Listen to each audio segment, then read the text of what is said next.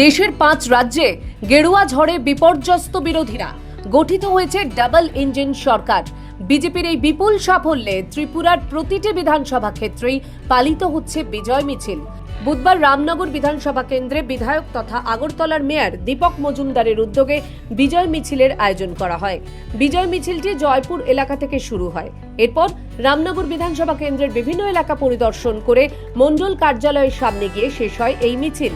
এদিনের এই বিজয় মিছিলে আগরতলা পুর নিগমের মেয়র তথা রামনগর বিধানসভা কেন্দ্রের বিধায়ক দীপক মজুমদার ছাড়াও উপস্থিত ছিলেন কর্পোরেটর নিবাস দাস, কর্পোরেটর স্নিগ্ধা দাস দেব, কর্পোরেটর নিতু গুহ দে সহ রামনগর বিধানসভা কেন্দ্রের সকল কর্পোরেটর, কর্মী ও সদস্যরা। এদিনের এই বিজয় মিছিল থেকে আওয়াজ ওঠে, রাজ্যে রাজ্যে দরকার বিজেপি সরকার। অগণিত লোক, আপনারা দেখে নেবেন কত লোক হয়।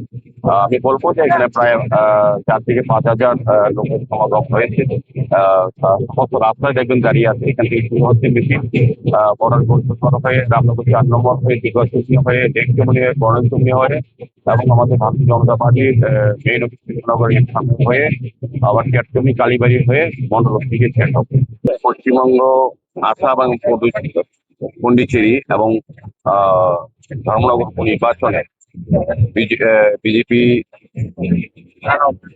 প্রার্থীদের বিপুল জয়, বিশেষ করে এই রাজ্যে সরকার তৈরি হয়েছে ভারতীয় জনতা পার্টির নেতৃত্বে।